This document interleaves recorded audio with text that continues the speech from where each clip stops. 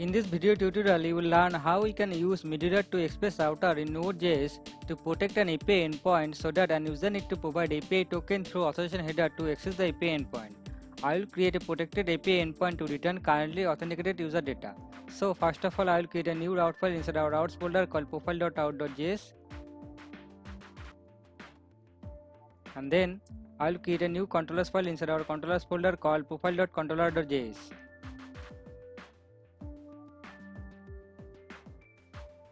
And then I will export a method called current_user from this file.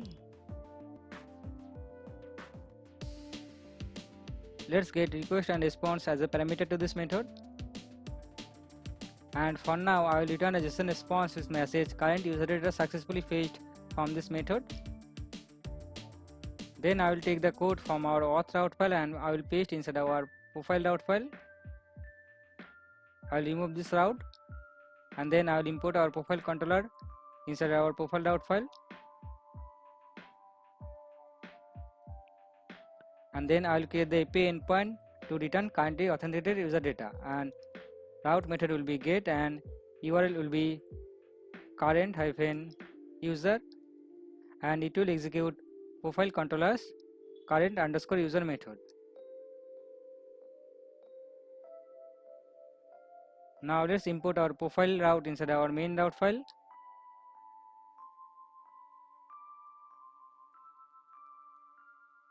And then let's use our profile route to our Express app, and I am going to provide /profile before every profile route.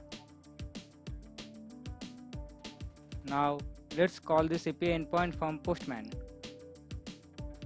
Let's open a new tab from Postman and then let's provide the request URL, which is our base URL /profile/current-user, and the API method is get. Let's execute this endpoint. You see we are getting a JSON response with message current user data successfully fetched, and this route should be protected.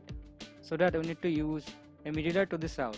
So I'll create a middleware file inside our helpers folder called middleware.js.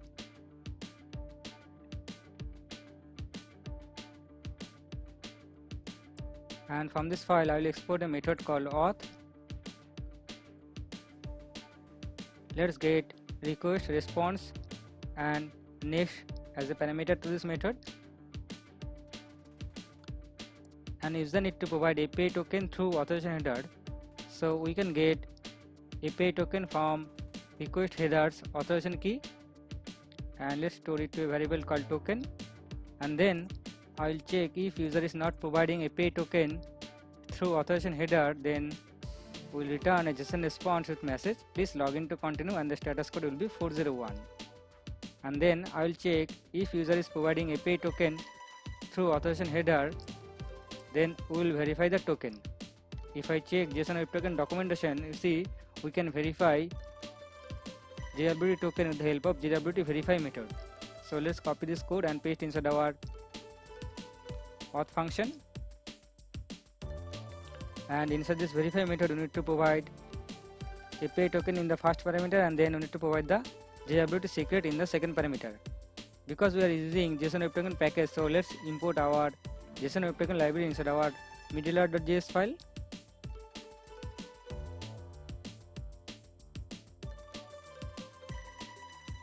And then we have to provide the same secret in the second parameter of our verify method, and this secret code will be the same which I provided during login functionalities. You see inside our login function we provided this secret inside this JWT sign method during creating the token, right? So we need to provide the same secret. So let's provide the same secret inside our JWT verify method in the second parameter. And now I'll check if this token is valid. Then we'll store currently authenticated user data to request user key.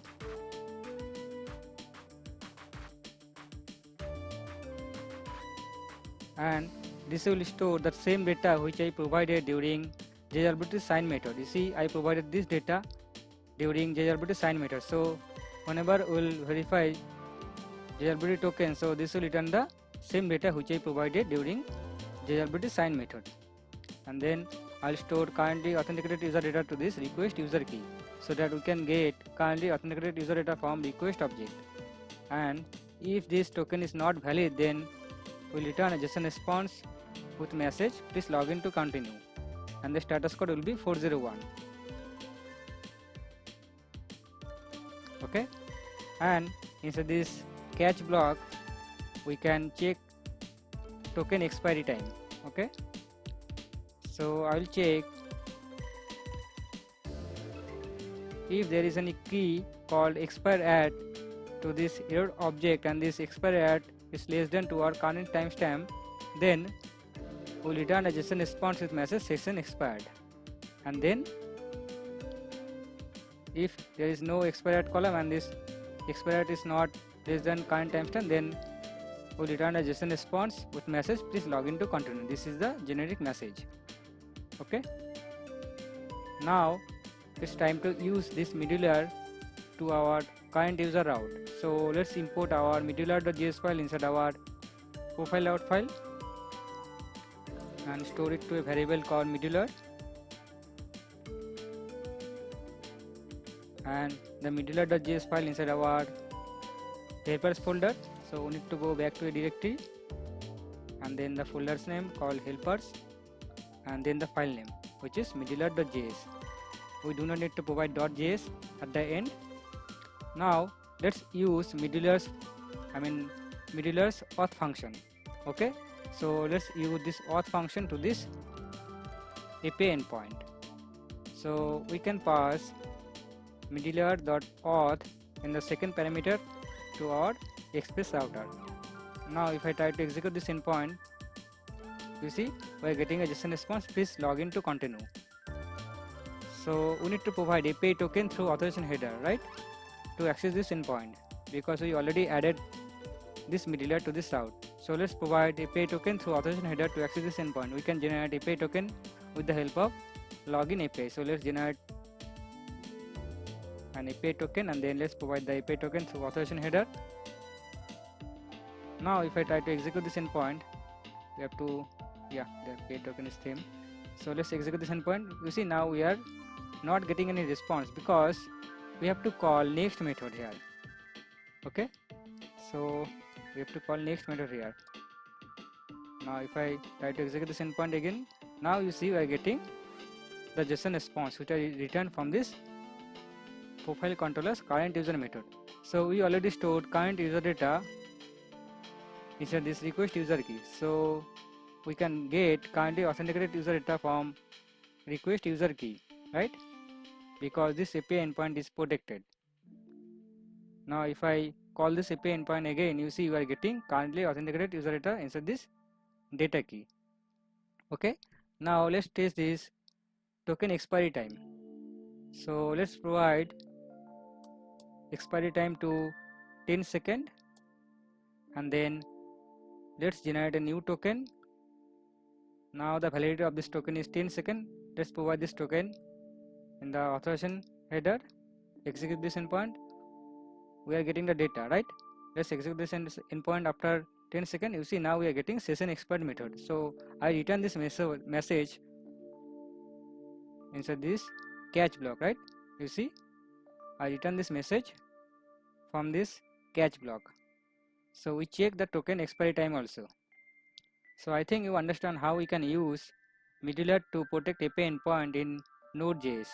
Okay, in the next lecture I'm going to start working on CRUD API in Node.js.